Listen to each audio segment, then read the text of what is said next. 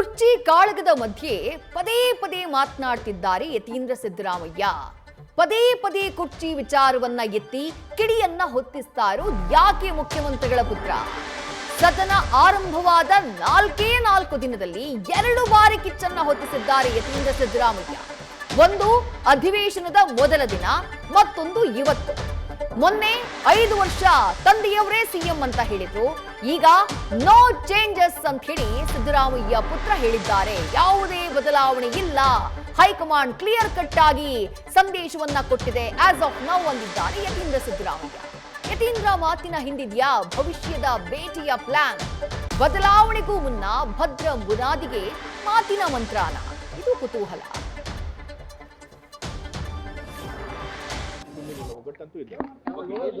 ಯಾಕಂದ್ರೆ ಇಬ್ಬರು ಕೂಡ ಹೈಕಮಾಂಡ್ ಏನ್ ಹೇಳ್ತಾರೋ ಅದು ಒಪ್ಕೋತಾರೆ ಅಂತ ಹೇಳಿದ್ದಾರೆ. ಗೊಂದಲ ಇಲ್ಲದೆ ಅದು ಕ್ರಿಯೇಟ್ ಆಗ್ಲಿಲ್ವಲ್ಲ ಸರ್? ಅದು ಬ್ರೇಕ್ಫಾಸ್ಟ್ ಈಗ ಗೊಂದಲ ಇದೆ ಇತ್ತು. ಯಾಕೆ ಅಂತಂದ್ರೆ ಅವರು DCM ಅವ್ರು ಕೇಳಿದ್ರು, ತಾವು ಆಗ್ಬೇಕು ಅಂತ ಹೇಳಿ ಎಲ್ಲ ಪಕ್ಷದಲ್ಲೂ ಆಕಾಂಕ್ಷಿಗಳು ಇರ್ತಾರೆ. ಸೊ ಆದ್ರೆ ಹೈಕಮಾಂಡ್ ಈ ಬಗ್ಗೆ ಅದ್ರ ಬಗ್ಗೆ ತೀರ್ಮಾನ ಮಾಡಲ್ಲ ಈಗಲೇ ಅಂತ ಹೇಳಿದ್ದಾರೆ. ಸೊ ಹತ್ರ 5 ವರ್ಷ. ಈಗ ಸಿದ್ದರಾಮಯ್ಯ ಅವರನ್ನ 2.5 ವರ್ಷಕ್ಕೆ ಆಯ್ಕೆ ಮಾಡಿದ್ದಾರೆ. CLP ಪೂರ್ಣಾವಧಿನ ಸರ್, ಯಾಕಂದ್ರೆ ಆ ಚರ್ಚೆಗಳು ಪದೇ ಪದೇ ಆಗ್ತಿದೆ. ಈಗ CLP ಆಯ್ಕೆ ಮಾಡ್ಬೇಕಾದ್ರೆ ಇಷ್ಟು ವರ್ಷಕ್ಕೆ 10 ವರ್ಷಕ್ಕೆ ಅಂತ ಆಯ್ಕೆ ಮಾಡ್ತಾರೆ. ಯಾರು ಮುಖ್ಯಮಂತ್ರಿಗಳಾಗಬೇಕು ಅನ್ನೋದನ್ನ ಅಷ್ಟೇ ತೀರ್ಮಾನ ಮಾಡ್ತಾರೆ. CLP ನಲ್ಲಿ ಇಷ್ಟು ವರ್ಷಗಳಿಗೆ ಮಾತ್ರ ಆಗ್ಬೇಕು ಅಂತ ಯಾರು ಕೂಡ ತೀರ್ಮಾನ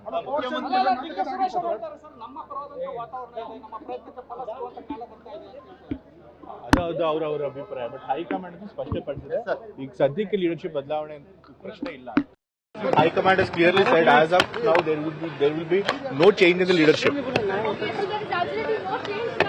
No confusion, no change as of now. ನಾನು ಈಗಾಗಲೇ ಹೇಳಿದೀನಿ, ಯಾರದೇ ಹೇಳಿಕೆಗೂ ಪ್ರತಿಕ್ರಿಯೆ ಕೊಡಲ್ಲ ಅಂತ. ನಾನು ಏನ್ ಹೇಳ್ಬೇಕು ಎಲ್ಲ ಹೇಳಾಗ ಪದೇ ಪದೇ ಹೇಳ್ತಾ ಇದ್ದೀರಿ, ಪಕ್ಷಕ್ಕೆ ಮುಜುಗರ ಒಂದ್ಸರಿ ಹೇಳ್ಬೋದು, ಅದನ್ನೇ ಮತ್ತೆ ಹೇಳಕ್ಕಾಗತ್ತೇನ್ರಿ? ಅಲ್ಲ ಸರ್, ಪಕ್ಷಕ್ಕೆ ಮುಜುಗರ ಆಗ್ತಾ ಇದೆ. ನಾನು ಹೇಳಿಕೆ ಮೇಲೆ ಎಲ್ಲರೂ ಪ್ರತಿಕ್ರಿಯೆ ಮಾಡ್ತಿರ್ತಾರೋ, ಎಲ್ರಿಗೂ ನಾವು ಉತ್ತರ ಕೊಡಕ್ ಆಗೋದಿಲ್ಲ. ನಾ ಏನ್ ಹೇಳ್ಬೇಕಾಗಿತ್ತು ಒಂದ್ಸರಿ ನೋಟಿಸ್ ಆಗಿದೆ, ಅದ್ರ ಮೇಲೆ ಮತ್ತೆ ಇನ್ನೇನು ಹೇಳೋದಿಲ್ಲ. ಯತೀಂದ್ರ ಸಿದ್ದರಾಮಯ್ಯ ಅವರು ಹೊತ್ತಿಸಿದಂತಹ ಕಿಡಿ ಹೊಸದೇನಲ್ಲ. ನವೆಂಬರ್ ತಿಂಗಳಿನಿಂದ ಶುರುವಾಗಿದೆ ಯತೀಂದ್ರ ಸಿದ್ದರಾಮಯ್ಯ ಅವರ ಈ ರೀತಿಯಾದಂತಹ ಸ್ಟೇಟ್ಮೆಂಟ್ಗಳು. ಅದರಲ್ಲೂ ಅಧಿವೇಶನ ಆರಂಭ ಆದ ಮೇಲೆ ಅಧಿವೇಶನಕ್ಕೂ ಮುನ್ನ 2 ಬಾರಿ ಬ್ರೇಕ್ಫಾಸ್ಟ್ ಮೀಟಿಂಗ್ ಮಾಡಿದ್ಯಾಕೆ? ಯಾರೂ ಈ ರೀತಿಯಾದಂತಹ ಗೊಂದಲದ ಹೇಳಿಕೆಯನ್ನ ಕೊಡಬಾರದು, ಯಾವುದೇ ಬಣದವರು ಯಾರ ಪರವಾಗಿಯೂ ಮಾತನಾಡಬಾರದು, ಒಗ್ಗಟ್ಟಿನಿಂದ ಹೋಗಬೇಕು ಅನ್ನುವಂತಹ ಕಾರಣಕ್ಕಾಗಿ ಹೈಕಮಾಂಡ್ ಡೈರೆಕ್ಷನ್ನ ಮೇರೆಗೆ 2 ಬಾರಿ ಬ್ರೇಕ್ಫಾಸ್ಟ್ ಮೀಟಿಂಗ್ ಆಯಿತು. ಅದಾದಂತಹ ನಂತರದಲ್ಲಿ ಅಧಿವೇಶನ ಒಗ್ಗಟ್ಟಿನ ಮೂಲಕ ಸಾಗತ್ತೆ ಅಂತ ಭಾವಿಸಿದ್ರೆ, ಅಧಿವೇಶನದ ಮೊದಲ ದಿನ ಇನ್ನೂ ಕಲಾಪ ಆರಂಭ ಆಗಿಲ್ಲ, ಆಗ್ಲೇ ಯತೀಂದ್ರ ಸಿದ್ದರಾಮಯ್ಯ ಅವರು ಕೊಟ್ಟಂತಹ ಹೇಳಿಕೆ ಏನು ಗಮನಿಸಿದ್ರೆ ನೀವು, ಆ ಮೊದಲ ದೃಶ್ಯ ಅವತ್ತಿದ್ದೆ. ಅವತ್ತು ಹೇಳ್ತಾರೆ ಅವರು, ಹೈಕಮಾಂಡ್ ಯಾವುದೇ ನಿರ್ಧಾರವನ್ನ ತೆಗೆದುಕೊಳ್ಳಿಲ್ಲ ಅಂದ್ರೆ ಅದರ ಅರ್ಥ ಏನು? 5 ವರ್ಷವೂ ನಮ್ಮ ತಂದೆಯವರೇ ಮುಖ್ಯಮಂತ್ರಿಯಾಗಿ ಮುಂದುವರಿಯುತ್ತಾರೆ ಅಂತ ಹೇಳಿ. ಅದಾದಂತಹ ನಂತರದಲ್ಲಿ ಇವತ್ತು ಬೆಳಗ್ಗೆ ಕೊಟ್ಟಂತಹ ಹೇಳಿಕೆ, ಹೈಕಮಾಂಡ್ ಕ್ಲಿಯರ್ ಕಟ್ ಆಗಿ ಹೇಳಿದೆ as of now no change in leadership ಅಂತ ಹೇಳ್ತಾರೆ. ಮಧ್ಯಾಹ್ನ ಆ ಮಾತನ್ನ ಸಮರ್ಥಿಸಿಕೊಳ್ತಾರೆ. ಯಾಕೆ? ಯತೀಂದ್ರ ಸಿದ್ದರಾಮಯ್ಯರ ಮಾತಿನ ಹಿಂದಿರುವಂತಹ ಲೆಕ್ಕಾಚಾರಗಳು ಏನು? ಒಂದಿಷ್ಟು ಪ್ರಶ್ನೆಗಳು ಮೂಡ್ತಾವೆ. ತಮ್ಮ ಸ್ಥಾನವನ್ನ ಬಲಪಡಿಸಿಕೊಳ್ಳುವ ಲೆಕ್ಕಾಚಾರದಲ್ಲಿದ್ದಾರಾ ಯತೀಂದ್ರ ಸಿದ್ದರಾಮಯ್ಯ? ಸದ್ಯ MLC ಆಗಿದ್ದಾರೆ ಯತೀಂದ್ರ ಸಿದ್ದರಾಮಯ್ಯ ಅವರು. ಪಕ್ಷದಲ್ಲಿ ತಮ್ಮ ಸ್ಥಾನವನ್ನ ಭದ್ರಪಡಿಸಿಕೊಳ್ಳುವುದಕ್ಕೆ ಈ ಪ್ರಯತ್ನನ, ಈ ರೀತಿಯ ಹೇಳಿಕೆಗಳ? ತಂದೆಯ ರಾಜಕೀಯ ನಿರ್ಗಮನಕ್ಕೂ ಮುನ್ನ ತಮ್ಮ ಸ್ಥಾನಕ್ಕೆ ಬುನಾದಿಯನ್ನ ಹಾಕುವಂತಹ ಪ್ರಯತ್ನವಾಗಿದ್ದು. ಕಾಂಗ್ರೆಸ್ ಪಾಳ್ಯದಲ್ಲಿ ಈ ಬಗ್ಗೆ ಚರ್ಚೆಯಾಗ್ತಾ ಇದೆ. ಒಂದು ವೇಳೆ ಸಿದ್ದರಾಮಯ್ಯ ಅವರು ಈ ಚುನಾವಣಾ ರಾಜಕೀಯದಿಂದ ನಿರ್ಗಮಿಸಿದ್ರೆ ಇದೇ ಕೊನೆ, ಇನ್ನು ಮುಂದೆ ನಾನು ಚುನಾವಣೆಯಲ್ಲಿ ಸ್ಪರ್ಧಿಸುವುದಿಲ್ಲ ಅಂತ ಹೇಳಿದ್ರು. ಖುದ್ದು ಯತೀಂದ್ರ ಸಿದ್ದರಾಮಯ್ಯ ಅವರು ಕೂಡ ನಮ್ಮ ತಂದೆ ಸಂಧ್ಯಾ ಕಾಲದಲ್ಲಿ ಇದ್ದಾರೆ ಅನ್ನುವಂಥ ಮಾತನ್ನ ಹೇಳಿದ್ರು.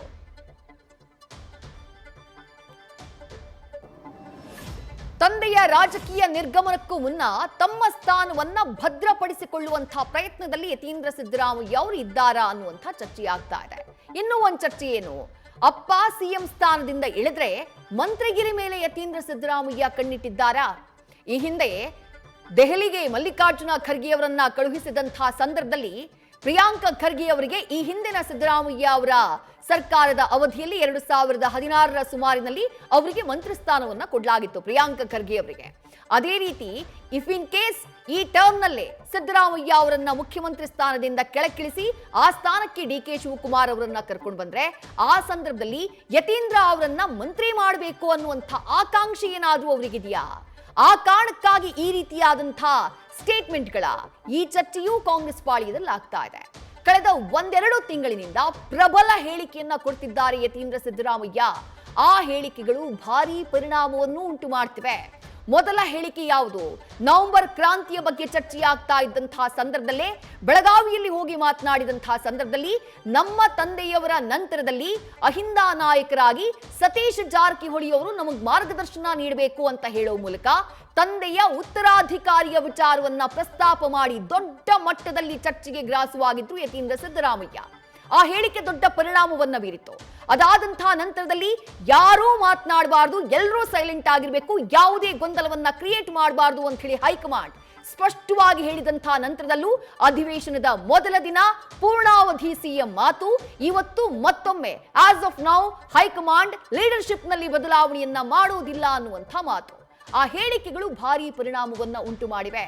ಹಾಗಾಗಿನೇ ತಾನು ಒಬ್ಬ ಸ್ಟ್ರಾಂಗ್ ಎಮರ್ಜಿಂಗ್ ಲೀಡರ್ ಅನ್ನುವಂತ ಹೇಳಿ ಬಿಂಬಿಸುವಂತಹ ಯತ್ನವನ್ನ ಯತೀಂದ್ರ ಸಿದ್ದರಾಮಯ್ಯ ಅವರು ಮಾಡ್ತಿದ್ದಾರೆ. ಹೀಗೊಂದು ಚರ್ಚೆ ನಡೀತಾ ಇದೆ. ಆ ಕಾರಣಕ್ಕಾಗಿನೇ ಯತೀಂದ್ರ ಸಿದ್ದರಾಮಯ್ಯ ಅವರು ತಂದೆಯ ಪರವಾಗಿ ಇಷ್ಟು ಪ್ರಬಲವಾದಂತಹ ಹೇಳಿಕೆಗಳನ್ನ ನೀಡ್ತಿದ್ದಾರೆ ಎನ್ನಲಾಗ್ತಾ ಇದೆ. ನ್ಯೂಸ್ ಫಸ್ಟ್ ನಿರ್ಭೀತಿಯಿಂದ ನಿಮ್ಮ ಪರವಾಗಿ.